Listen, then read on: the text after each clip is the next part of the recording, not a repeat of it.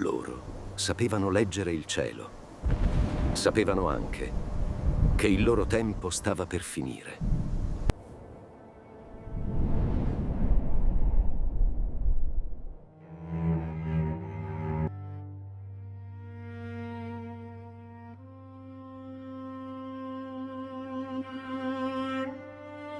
Immaginate di possedere una chiave antica, una chiave pesante, fredda, forgiata nel bronzo millenni fa. Sapete per certo che quella chiave apre una porta e che dietro quella porta è custodito il segreto esatto delle nostre origini, l'anima stessa della terra su cui camminiamo. Eppure, per quanto cerchiate, la serratura non si trova, la porta è svanita. Noi oggi conosciamo il loro alfabeto, sappiamo leggere le loro lettere, scolpite sulla pietra o dipinte sull'argilla, ma non ne comprendiamo il significato profondo. Ci parlano da oltre 2000 anni, ma noi abbiamo dimenticato come ascoltare. Oggi vi portiamo a conoscere il popolo più enigmatico che abbia mai calpestato il suolo d'Italia. Un popolo che non è caduto sotto i colpi di spada, ma che è evaporato, inghiottito dal tempo e dal trionfo di Roma. Cari amici di Sussurri dalla storia italiana, bentornati in questo nostro rifugio fuori dal tempo. Mettetevi comodi, abbassate le luci e lasciate che il rumore del presente scivoli via, oltre le finestre. Oggi andiamo a cercare l'alba, prima ancora che Roma diventasse l'ombelico del mondo. Scendiamo nelle viscere dell'Italia centrale, in quella terra che oggi chiamiamo Toscana, Umbria e Alto Lazio. Una terra che, prima di essere romana, aveva un altro nome, un altro respiro, un altro dio: l'Etruria. La storia ci ha abituato a pensare agli Etruschi come a un popolo oscuro, un popolo di tombe, di sarcofagi silenziosi e necropoli sotterranee. Ma la verità è che non esiste civiltà antica che abbia amato la vita, la luce, i colori e il piacere, più di quanto abbiano fatto loro. Per decifrare l'enigma di questo popolo straordinario, oggi compiremo un viaggio diviso in 4 tappe, una discesa progressiva nella loro anima. Nel primo atto esploreremo il mistero delle loro origini e quell'alfabeto indecifrabile che ancora oggi ci sussurra dai muri delle tombe. Nel secondo atto riporteremo gli Etruschi in vita. Ci siederemo con loro a tavola, scoprendo l'opulenza dei loro banchetti e l'incredibile e moderna libertà delle loro donne. Nel terzo atto lasceremo le case per entrare nei boschi sacri. Guarderemo il cielo con gli occhi dei loro sacerdoti per capire come leggevano il destino attraverso i fulmini e il volo degli uccelli. E infine, nel quarto atto, assisteremo al loro silenzioso tramonto. Non una sconfitta sanguinosa, ma una lenta fusione con colei che avrebbe ereditato il mondo: Roma. Siete pronti a varcare la soglia del tempo? Prendete un respiro profondo, chiudete gli occhi. Iniziamo.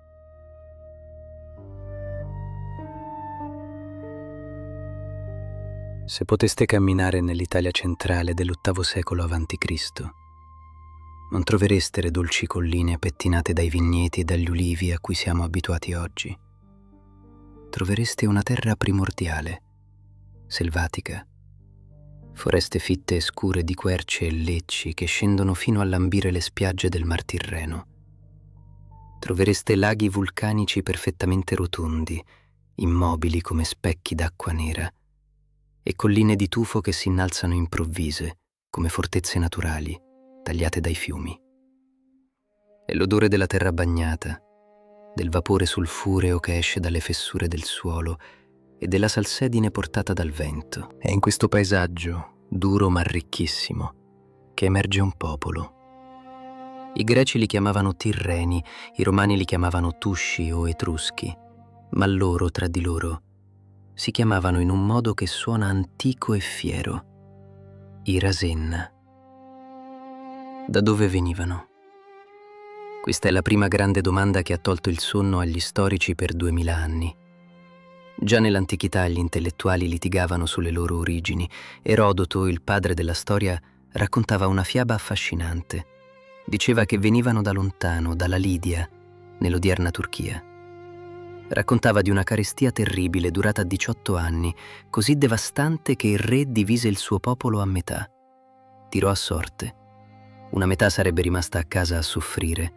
L'altra metà, guidata dal principe Tirreno, avrebbe costruito delle navi e solcato il mare verso l'ignoto, in cerca di una nuova casa. Secondo questa storia, sarebbero approdati sulle coste italiane, portando con sé la magia, l'Oriente e il mistero. Ma poi c'era Dionigi di Alicarnasso, uno storico più pignolo che scuoteva la testa e diceva: no, non vengono da nessuna parte. Sono sempre stati qui. Sono nati da questa terra come alberi. Oggi la genetica e l'archeologia ci sussurrano che forse la verità sta nel mezzo. Gli Etruschi non sono arrivati all'improvviso con le valigie in mano, sono il frutto meraviglioso e irripetibile di un incontro. Sono le popolazioni locali e antiche dell'Italia, la civiltà villanoviana, che nel corso dei secoli si sono mescolate con mercanti, navigatori, artigiani arrivati dal Mediterraneo orientale. L'Etruria era una spugna. Assorbiva idee, metalli, arte e le trasformava in qualcosa di unico. Per capire il dramma e il fascino degli Etruschi, dovete focalizzare la vostra mente su un dettaglio preciso. Immaginate una mano coperta di polvere bianca che stringe uno stilo di metallo e incide dei segni sull'argilla fresca. Gli Etruschi amavano scrivere. Avevano adottato l'alfabeto dai Greci, modificandolo per adattarlo alla loro lingua. Ma c'è un dettaglio che disorienta. Scrivevano da destra verso sinistra. Se oggi guardate un'iscrizione etrusca, vedrete le lettere che conoscete bene, la A, la E, la I, ma sono specchiate, rovesciate, come se vi stessero guardando da una dimensione parallela. Come suonava la loro voce? Gli studiosi ci dicono che era una lingua dura, aspirata, priva della lettera O. Non dicevano Apollo, dicevano Apulu. Non dicevano Bacco, dicevano Paccia. I loro nomi erano brevi, ritmici, misteriosi. Aule, Lart, Vel, Tanaquil, Ramta. Se provate a pronunciarli ad alta voce nel silenzio della vostra stanza, sentirete che hanno una musicalità rocciosa, terrena. Qualcuno ipotizza persino che la famosa gorgia toscana, quella C aspirata che sentite parlare oggi a Firenze o a Siena, sia l'eco lontana, un fantasma acustico dell'accento etrusco rimasto intrappolato nella gola della gente per millenni. Ma qui si consuma la vera tragedia di questo popolo. Il silenzio. Pensate a Roma. Di Roma abbiamo le orazioni di Cicerone, le poesie di Virgilio, i manuali di agricoltura, le lettere d'amore, i pettegolezzi di corte. Di Roma conosciamo l'anima, perché i romani ci hanno lasciato fiumi di inchiostro. Degli Etruschi non abbiamo quasi nulla. Non ci è arrivata una sola poesia, non un canto di guerra, non una preghiera, non un libro di storia. La loro letteratura è svanita nel nulla, bruciata nei secoli, marcita a causa dell'umidità del tempo o distrutta deliberatamente da chi voleva cancellarne il ricordo. Tutto ciò che ci resta della loro lingua sono circa 13.000 iscrizioni. E sapete cosa sono per la stragrande maggioranza? Epitaffi, lapidi funerarie. Io sono la tomba di Lart. Qui riposa Ramta, moglie di Vel. Immaginate se, tra 3.000 anni, una civiltà aliena cercasse di capire chi eravamo noi, la nostra complessa e vibrante umanità, potendo leggere soltanto i nomi scritti sulle lapidi dei nostri cimiteri. Sarebbe una visione distorta, gelida, incompleta. Questo è esattamente ciò che abbiamo fatto noi con gli Etruschi per secoli. Li abbiamo giudicati solo attraverso i loro morti, perché era l'unica cosa che potevamo leggere. Ma c'è un'eccezione. Un miracolo archeologico che ha il sapore di un romanzo d'avventura. È una storia che inizia in Etruria, passa per le rive del Nilo e finisce in un museo in Croazia. Ascoltatela bene, perché ha dell'incredibile. Siamo nel III secolo a.C. Immaginate uno scriba etrusco, chiuso in una stanza debolmente illuminata da lucerne ad olio. Davanti a lui c'è un lungo rotolo di lino candido, tessuto probabilmente dalle donne della sua famiglia. Lo scriba intinge il pennello inchiostro nero e rosso e con precisione maniacale inizia a scrivere. Non scrive un nome su una tomba. Scrive un libro rituale, un calendario religioso che indica quali dei pregare e quali sacrifici compiere giorno per giorno, mese per mese. Scrive righe su righe, oltre 1200 parole. Poi il tempo passa. La storia va avanti. Per qualche motivo che la storia non ha registrato, quel drappo di lino viaggia, forse portato da un mercante etrusco in fuga da Roma, forse rubato. Attraversa il mar Mediterraneo e arriva in Egitto, un Egitto ormai governato dalla dinastia dei Tolomei. In Egitto nessuno parla etrusco. Nessuno sa cosa siano quei segni neri e rossi. Per un egiziano quel lungo panno di lino è solo un ottimo resistente tessuto. E così una famiglia egiziana che ha appena perso una giovane donna compra quel panno, lo tagliano a strisce, lo lacerano e usano quelle strisce scritte in etrusco per bendare, avvolgere e mummificare il corpo della donna defunta, per proteggerla nel suo viaggio nell'oltretomba. Il lino scritto in etrusco viene sigillato nel buio di una tomba egiziana. Scompare. Passano 2000 anni. L'Etruria svanisce. L'impero romano crolla. Il Medioevo sorge e tramonta. Arriviamo all'Ottocento, il XIX secolo della nostra era. Siamo nel 1848. Un ufficiale croato della monarchia asburgica, Mihailo Baric, si trova in viaggio ad Alessandria d'Egitto. Come souvenir, compra una vera mummia egiziana. La porta a casa sua in Europa e la mette in una vetrina nel suo salotto, come si usava all'epoca per stupire gli ospiti. Solo anni dopo, togliendo le bende alla mummia, gli studiosi europei notano qualcosa di strano. Sulle bende di lino non ci sono geroglifici. Ci sono lettere occidentali, lettere rovesciate. Ci vollero anni di studio per realizzare l'impensabile. Il deserto egiziano, con il suo clima secco, aveva conservato intatto l'unico vero libro etrusco di cui siamo in possesso oggi. La famosa mummia di Zagabria, o Liber Linteus. Leggere oggi quelle bende ricucite è un'esperienza che fa tremare i polsi. Riusciamo a tradurre i nomi degli dei: Netuns, dio del mare; Tin, dio del cielo; Uni, la grande madre. Riusciamo a decifrare le offerte: vino, miele, pane. Ma la sintassi complessa, il senso profondo delle preghiere, la filosofia di quelle frasi ci sfuggono ancora. Siamo di nuovo davanti a quella porta di bronzo di cui parlavamo all'inizio. Sentiamo la voce del sacerdote che sussurra quelle preghiere, sentiamo il fruscio del lino tra le sue dita, ma il suono si disperde nel vento della storia, lasciandoci solo un mistero insondabile e una profonda, bellissima malinconia. L'alfabeto ci illude di conoscerli, ma gli Etruschi, gelosi del loro passato, hanno portato le loro parole più intime con sé, sotto la terra di Toscana e sotto le sabbie d'Egitto. Tuttavia, se non possiamo ascoltare la loro voce, possiamo ancora osservare i loro gesti, possiamo guardare i loro volti, possiamo spiare nelle loro case, perché mentre la loro lingua moriva, la loro arte ha continuato a gridare il loro amore per l'esistenza. Abbandoniamo per un attimo il freddo delle epigrafi e le ombre delle mummie.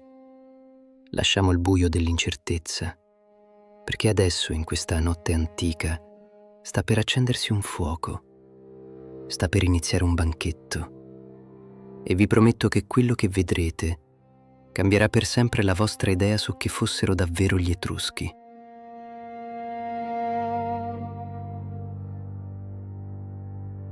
C'è un errore fondamentale che commettiamo tutti quando pensiamo agli Etruschi. Un pregiudizio ottico, figlio del tempo. Poiché tutto ciò che ci hanno lasciato in eredità sono le loro necropoli, le loro città dei morti, noi li immaginiamo come un popolo cupo, un popolo ossessionato dalla fine, che passava i propri giorni a prepararsi per l'aldilà, avvolto nell'ombra di tombe scavate nel tufo freddo. Ma la verità è esattamente l'opposto.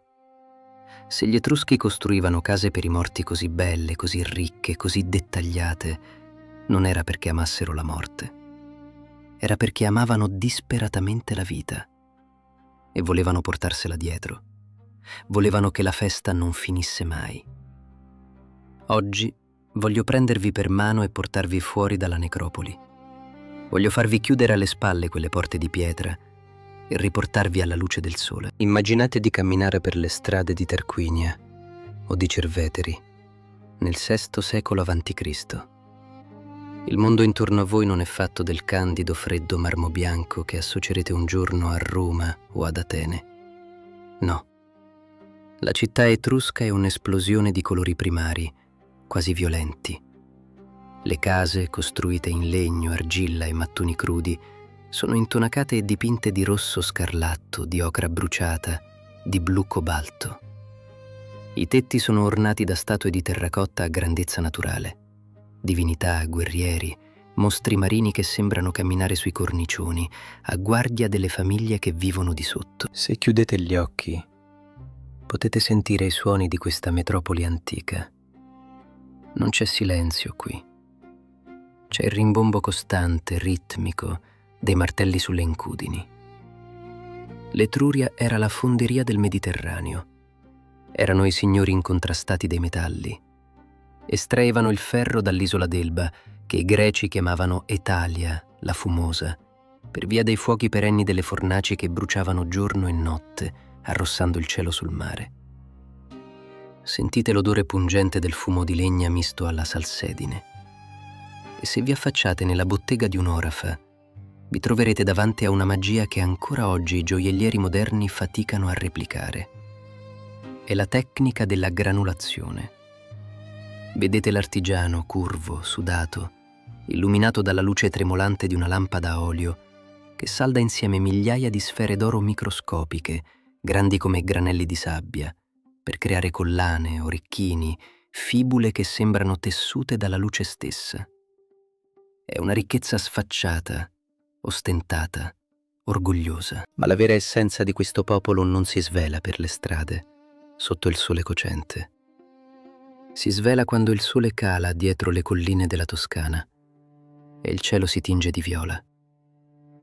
È il momento in cui le porte delle grandi case aristocratiche si aprono. È il tempo del banchetto. Seguitemi. Entriamo. L'aria all'interno è densa. È carica del profumo di resine bruciate nei bracieri di bronzo, incenso, mirra, pino. I muri sono affrescati con scene di natura lussureggiante, uccelli in volo, delfini che saltano tra le onde, alberi carichi di frutti. Ma la vostra attenzione viene catturata dal centro della stanza. Lì non ci sono sedie. Ci sono i clinai, i letti conviviali. Ricoperti di stoffe pesanti, tessute con trame geometriche dai colori sgargianti e ricolmi di cuscini morbidi. È qui che gli Etruschi consumano i loro pasti. Sdraiati sul fianco sinistro, rilassati, abbandonati al piacere della compagnia. I Greci, che li osservavano da lontano attraverso i racconti dei mercanti, li chiamavano schiavi della truffée. La truffée era il lusso estremo, la mollezza, la ricerca del piacere dei sensi. Per uno spartano, abituato al brodo nero e all'addestramento militare, il modo in cui vivevano gli Etruschi era un abominio, una debolezza imperdonabile. Ma se guardate bene questa stanza, non vedete debolezza, vedete armonia. Il banchetto etrusco non era solo una cena, era un rito, una rappresentazione del potere e della gioia. Guardate i servitori, ragazzi giovanissimi, vestiti con tuniche leggere, che si muovono con grazia riempiendo coppe di bronzo sbalzato e crateri di ceramica nera, lucida come lo specchio, che noi oggi chiamiamo bucchero. Versano il vino. Ma non immaginate il vino che beviamo noi oggi. Il vino antico era denso, quasi sciropposo, fortissimo. Andava tagliato con l'acqua e spesso veniva aromatizzato con miele, formaggio grattugiato o resina di pino. È un sapore forte, antico, che pizzica la lingua e scalda il petto. E mentre il vino scorre, nell'aria si alza un suono. Non c'era momento della vita etrusca che non fosse accompagnato dalla musica. Sentite questo suono acuto, penetrante, quasi ipnotico. È l'aulos, il doppio flauto di osso o di canna. I suonatori con le gote gonfie soffiano in queste due canne producendo una melodia che ti entra sotto la pelle. Gli storici antichi ci raccontano un dettaglio meraviglioso. Gli Etruschi amavano talmente tanto la musica che non la usavano solo per le feste. Suonavano il flauto mentre impastavano il pane per dare il ritmo alle mani. Suonavano il flauto mentre andavano a caccia, credendo che gli animali, incantati dalla melodia, si sarebbero lasciati catturare più facilmente. Persino quando i padroni punivano gli schiavi frustandoli, lo facevano al ritmo della musica. La vita intera, dalla gioia al dolore, era una sinfonia ininterrotta. Ora però vi chiedo di guardare chi c'è su quei letti conviviali. Guardate i volti di chi sta banchettando. Osservate l'abbigliamento. Gli uomini indossano il teben, un mantello di lana colorata tagliato a semicerchio appoggiato sulla spalla. È il nonno di quella che secoli dopo diventerà la famosa toga romana. Ai piedi portano i calcei repandi, scarpe di cuoio morbidissimo, rosso o nero, con la punta allungata e arricciata verso l'alto. Scarpe che sembrano arrivare direttamente dall'Oriente o dalle fiabe. Ma c'è qualcosa di sconvolgente in questa scena. Qualcosa che faceva impazzire d'ira e di scandalo tutti i popoli vicini. Sui letti del banchetto, a bere vino, ad ascoltare musica, a ridere a voce alta, ci sono le donne. Per capire la portata rivoluzionaria di questa immagine, dovete fare un passo indietro e guardare il resto del mondo antico.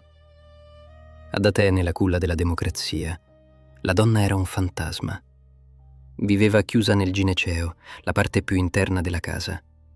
Non le era permesso partecipare ai banchetti se non era una cortigiana. Non le era permesso parlare di politica. A Roma nei primi secoli la situazione non era molto diversa. Una donna romana non aveva nemmeno un nome proprio d'elezione. Se nascevi nella famiglia dei Giulio, ti saresti chiamata Giulia, che tu fossi la prima, la seconda o la terza figlia. Ed era severamente vietato per una donna romana bere vino puro. Le antiche leggi permettevano al marito di baciarla sulla bocca quando tornava a casa, non per affetto, ma per annusarle l'alito. Se sapeva di vino, poteva persino ucciderla. E ora, guardate la donna etrusca. È lì, sdraiata accanto al marito, sotto lo stesso mantello. Alza la sua coppa verso la luce delle torce. Ha un nome suo. Si chiama Lartia, si chiama Tanaquil, si chiama Ramta. È una cittadina. Può ereditare beni, possedere terre, gestire botteghe. Nelle iscrizioni tombali, i figli etruschi ricordavano orgogliosamente non solo il nome del padre, ma anche quello della madre. Il matronimico. Una cosa impensabile a Roma. La donna etrusca partecipava alla vita pubblica. Sedeva sugli spalti ad assistere ai cruenti giochi atletici. Imparava a leggere e a scrivere. Gestiva la servitù con polso fermo. C'è uno storico greco, un certo Teopompo, che nel IV secolo a.C. visitò l'Etruria e rimase così inorridito, così scioccato dalla libertà di queste donne che scrisse pagine piene di fiele.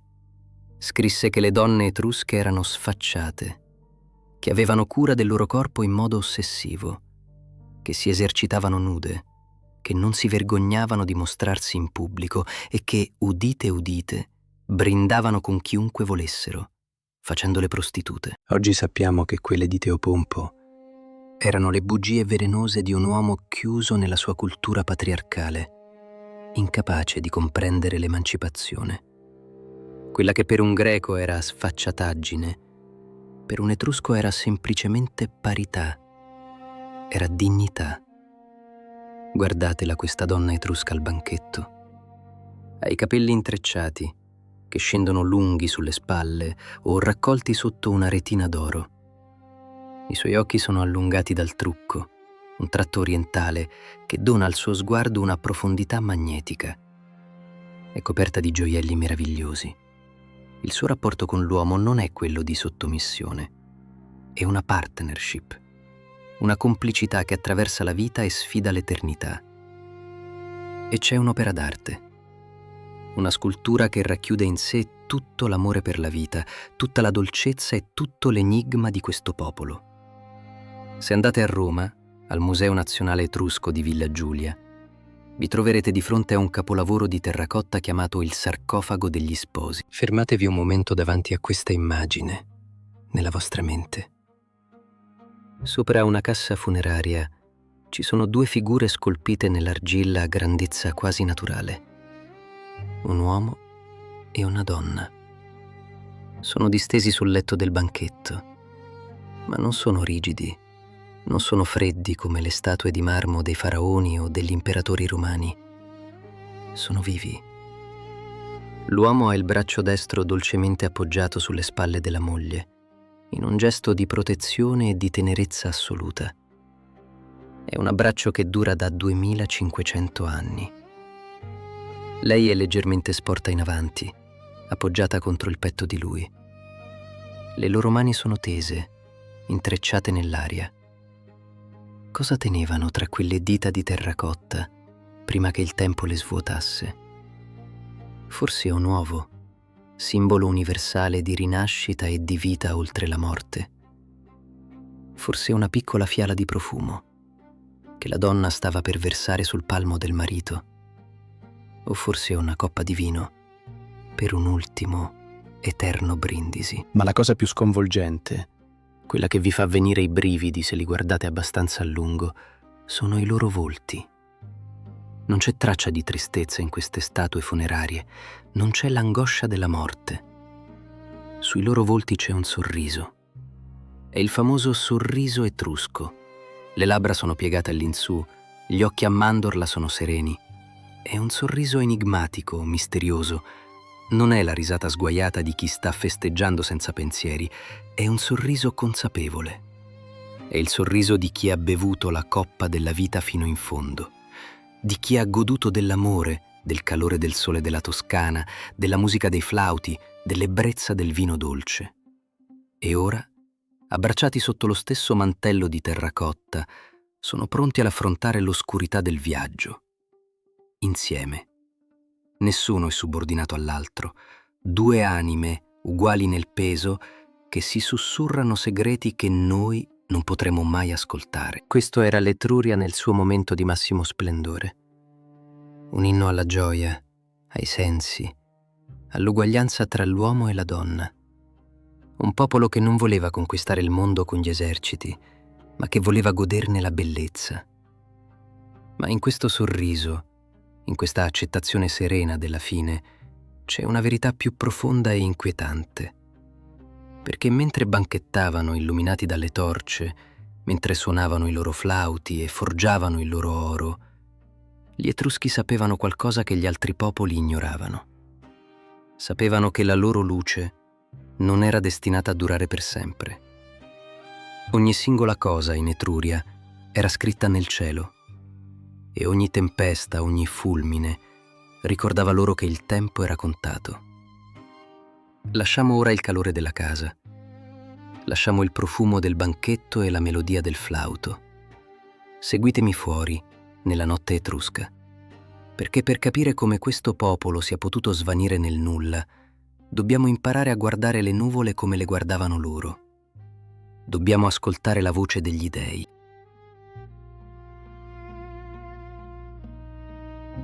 Lasciate che i suoni della festa si affievoliscano alle vostre spalle. Allontanatevi dalle case dipinte di rosso, dal tintinnio delle coppe di bronzo e dal calore del vino aromatizzato. C'è un altro lato dell'anima etrusca che dobbiamo esplorare, un lato silenzioso, grave, profondamente inquietante. Immaginate di camminare fuori dalle mura della città nelle prime ore del mattino. L'aria è fredda, pungente. La nebbia si alza dai fondovalle del tufo, avvolgendo i boschi di querce secolari. Non c'è nessuno, solo voi e il respiro della terra. Se per un greco o un romano la religione era una questione politica, un contratto o una contrattazione con gli dei, io ti costruisco un tempio, tu mi fai vincere la battaglia. Per gli Etruschi la fede era qualcosa di viscerale, onnipresente e per certi versi terrorizzante. Per loro nulla, assolutamente nulla di ciò che accadeva nel mondo era casuale. Se cadeva una foglia c'era un motivo. Se una lepre attraversava la strada da sinistra a destra era un messaggio. Se nasceva un vitello con 2 teste, era un avvertimento terribile. Il mondo intero, dai fili d'erba alle stelle fisse, era un libro aperto scritto dagli dei. Il problema era saperlo leggere. È qui che entra in scena una delle figure più misteriose e potenti dell'antichità, la ruspice. Immaginatevi quest'uomo. Non veste armature, non porta corone. Indossa un mantello ruvido, trattenuto da una fibula di bronzo, e in testa porta un cappello strano a punta, legato sotto il mento. In mano stringe un bastone ricurvo, il litus, l'antenato del pastorale dei nostri vescovi cattolici. La ruspice non prega per cambiare il futuro. Sa che è inutile. Il futuro è già scritto, inciso nella roccia del cosmo da Tinia, il Dio Supremo, e dalle divinità velate, entità antiche e oscure che persino Tinia deve rispettare. La ruspice si limita a tradurre la volontà del cielo per gli uomini. E come lo faceva? In 2 modi che ai nostri occhi moderni sembrano pura stregoneria, ma che per secoli furono considerati la scienza più esatta e infallibile del mondo antico. L'etrusca disciplina. Il primo metodo richiedeva silenzio assoluto e uno sguardo rivolto verso l'alto. Immaginate di essere accanto a lui, sulla cima di una collina sacra. La ruspice traccia nell'aria una croce immaginaria con il suo bastone, dividendo il cielo in 16 settori perfetti. Ogni settore è la casa di una divinità diversa. A est ci sono gli dei benevoli, quelli della luce e della vita. A ovest, verso il tramonto, abitano i demoni, le divinità del mondo sotterraneo e della fine. Poi aspetta che il cielo parli. Se in lontananza scoppia un temporale, la ruspice osserva il fulmine con una concentrazione spaventosa. Da quale dei 16 quadranti è partito? Di che colore era? Ha squarciato le nuvole in linea retta o ha tremolato? È caduto su una quercia o su una roccia? I romani tremavano davanti ai fulmini. Li consideravano armi lanciate a caso da un dio irascibile. Gli Etruschi no. Per loro il fulmine era una parola. Era il cielo che gridava. Ma il fulmine era un evento raro. C'era un altro libro, molto più quotidiano, che gli Aruspici sapevano leggere con agghiacciante precisione. Un libro nascosto nel ventre degli animali. L'epatoscopia. La ruspice si chinava sull'altare dopo il sacrificio di una pecora. Con mani ferme estraeva il fegato dell'animale. Per la mentalità etrusca il fegato non era solo un organo, era il microcosmo, era lo specchio perfetto dell'universo. Così come il cielo era diviso in 16 regioni, anche il fegato della pecora sacrificale era diviso in 16 logge, ciascuna assegnata a un dio. C'è un reperto, conservato oggi al Museo di Piacenza, che è la chiave di questa antica follia. È un modello di fegato in bronzo, grande come una mano, suddiviso in piccoli scomparti, ognuno con inciso in alfabeto etrusco il nome di una divinità. Era il manuale di studio dei giovani sacerdoti. La ruspice guardava quel fegato sanguinante come noi oggi guardiamo un'ecografia. Una macchia scura nella loggia del dio del mare significava tempesta per le navi in partenza. Un rigonfiamento nella casa di Tinia annunciava prosperità. Una spaccatura nella parte occidentale era presagio di morte e distruzione. Tutto questo ci fa sorridere oggi. Ci sembra superstizione. Ma c'è un dettaglio in questa visione del mondo, in questa ossessione per il destino, che rende gli Etruschi profondamente poetici e profondamente tragici. Questa religione li aveva convinti di una verità che nessun altro popolo antico aveva il coraggio di accettare. Loro sapevano che sarebbero finiti. Pensate a Roma. Roma nasce con il mito dell'eternità. Roma eterna. I romani credevano fermamente che il loro impero non sarebbe mai caduto, che fosse destinato a governare il mondo fino alla fine dei tempi. Quando Roma cadde, come abbiamo visto, fu uno shock psicologico devastante per l'intera umanità. Ma gli Etruschi no. Loro non credevano nell'eternità dei popoli.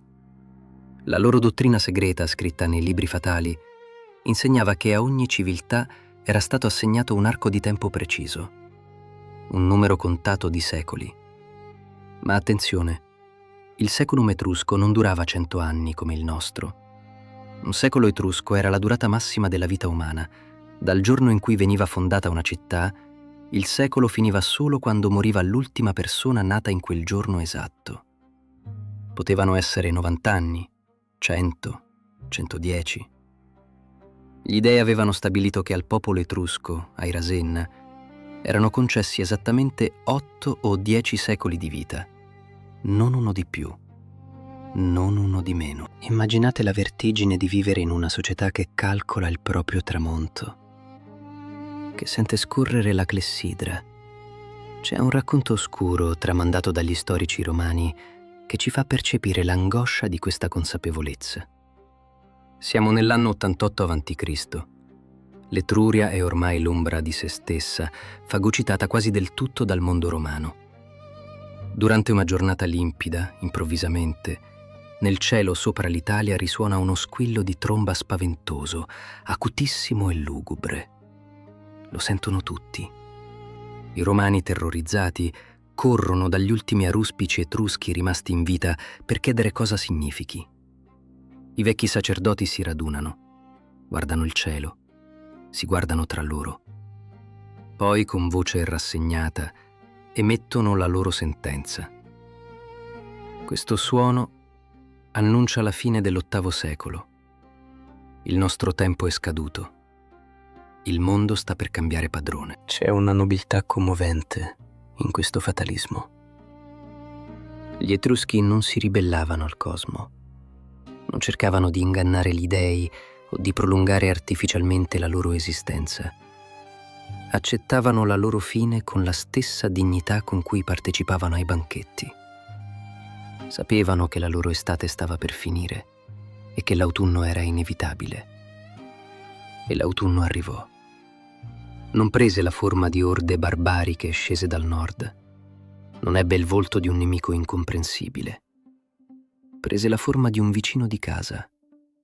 Una piccola città fondata da pastori sulle rive del Tevere, poco più a sud delle grandi lucumonie etrusche. Una città rissosa, ambiziosa, pragmatica, che gli Etruschi stessi avevano contribuito a civilizzare, a pavimentare, a istruire.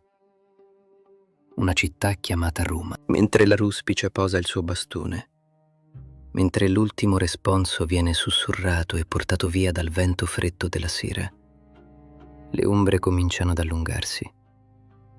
Il sole dell'Etruria sta per toccare la linea dell'orizzonte e nella luce del crepuscolo un'ombra immensa sta per inghiottire tutto ciò che abbiamo visto finora.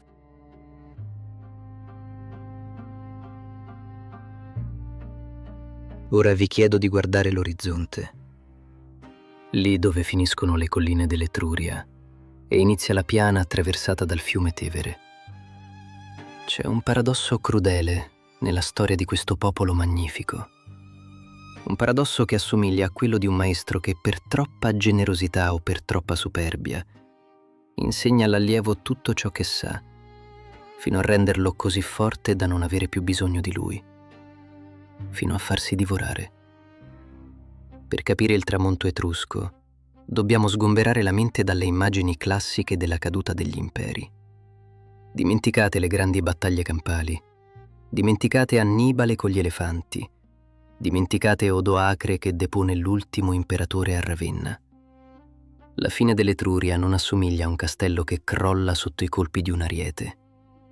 Assomiglia piuttosto a una macchia di acquerello che si espande su un foglio bagnato, perdendo lentamente i suoi contorni, i suoi colori originali, fino a svanire nel bianco, fino a diventare qualcos'altro. Per secoli gli Etruschi furono i padroni incontrastati dell'Italia centrale e settentrionale. Le loro navi dominavano il mare, le loro miniere producevano ricchezza incalcolabile, le loro città murate, Veio, Tarquinia, Vulci, Cere, erano metropoli splendenti quando Roma era ancora poco più di un agglomerato di capanne di fango e paglia sul Colle Palatino. Anzi, per oltre un secolo, Roma stessa fu etrusca. I suoi ultimi re, Tarquinio Prisco, Servio Tullio, Tarquinio il Superbo, erano etruschi. Furono loro a trasformare quel villaggio rissoso di pastori in una vera città. Furono loro a bonificare le paludi maleodoranti ai piedi del Campidoglio, costruendo la Cloaca Maxima, la prima grande fognatura. Furono loro a erigere i primi templi in pietra, a insegnare ai romani come costruire le strade, come organizzare l'esercito, come leggere il volo degli uccelli. Eppure, il seme della fine etrusca era nascosto proprio nella loro natura più profonda. Se ricordate i loro volti sorridenti sul letto del banchetto, se ricordate il loro amore sfrenato per il lusso, la musica e la bella vita, capirete subito il loro punto debole. Gli Etruschi non erano un impero, non lo furono mai. Erano una federazione di 12 città, le Lucumonie. 12 città-stato ricchissime, orgogliose e irrimediabilmente divise. Erano artisti sublimi, mercanti astuti, sacerdoti raffinatissimi, ma non erano una nazione unita. Pensavano al proprio tornaconto, alla propria arte, al proprio piacere quotidiano. Roma, invece, era nata con una fame diversa. Roma era nata dalla necessità. Era una città di reietti, di fuggiaschi, di contadini induriti dal lavoro della terra, che avevano imparato a fare della guerra non un'arte, ma uno strumento spietato di sopravvivenza. Roma era una macchina perfettamente oliata, pragmatica, ossessionata dal diritto, dall'ordine e dall'assimilazione. Roma non voleva solo esistere. Roma voleva comandare. Il conflitto fu inevitabile, ma fu lentissimo.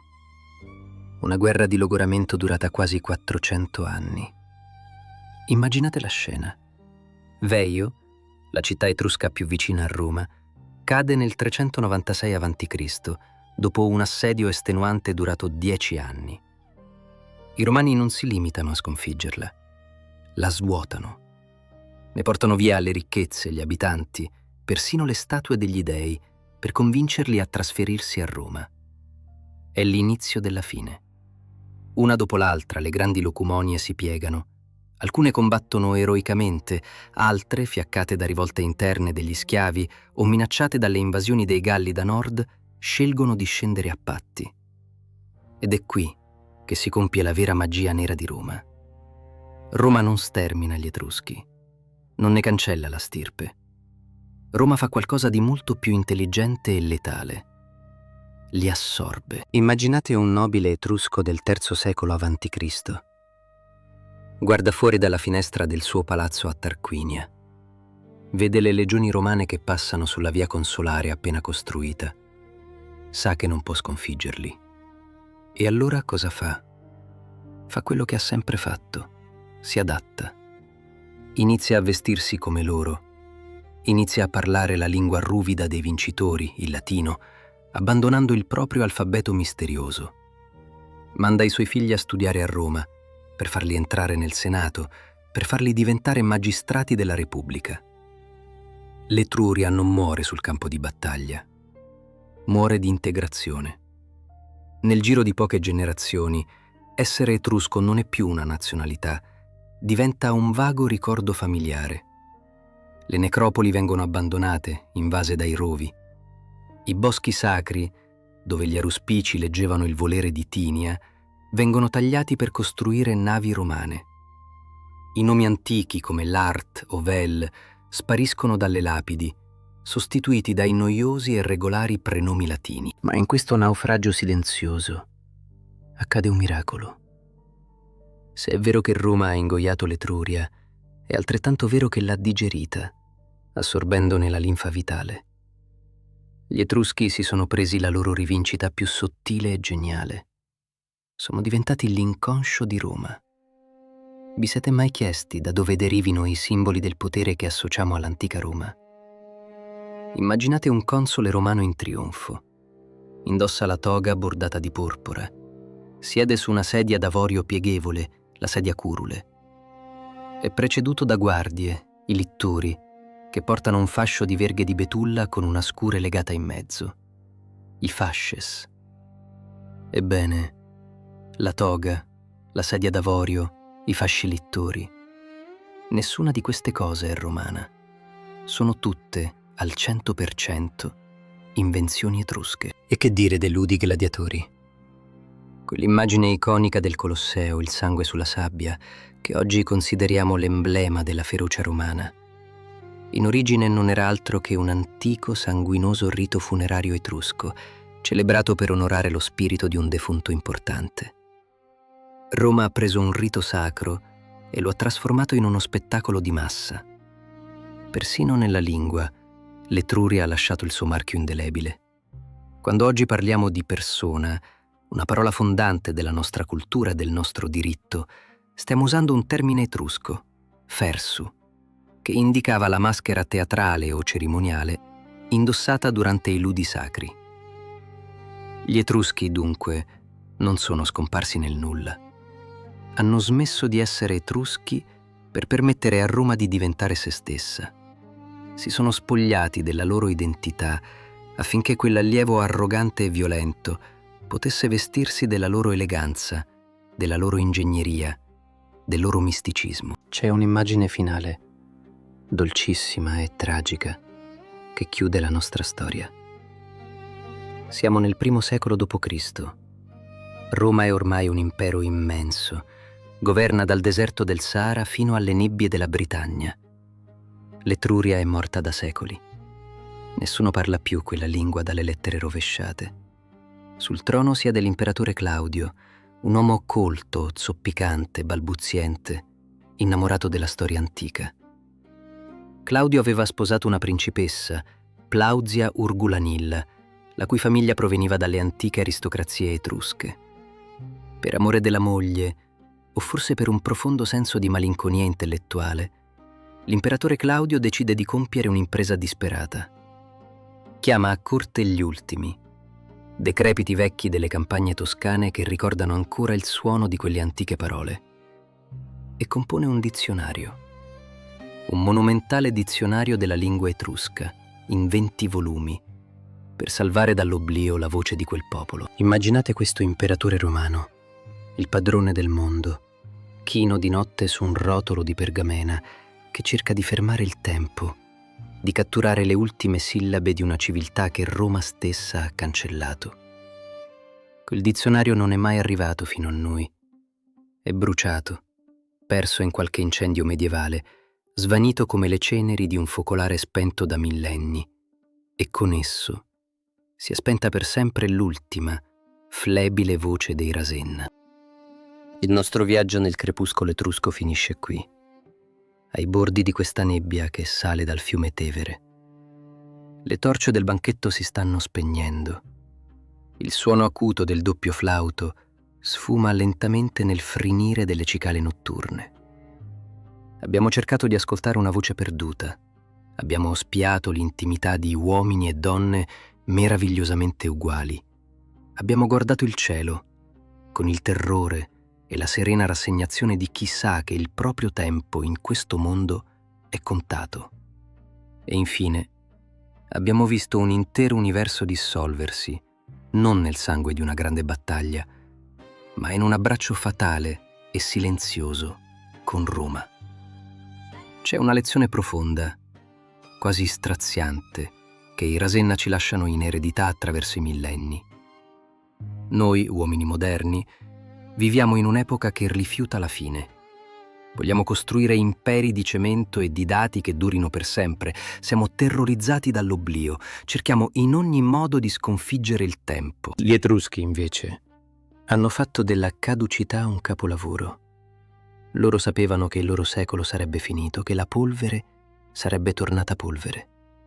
Eppure proprio per questa consapevolezza hanno amato la vita con una ferocia, un'eleganza e una grazia che non hanno eguali nell'antichità.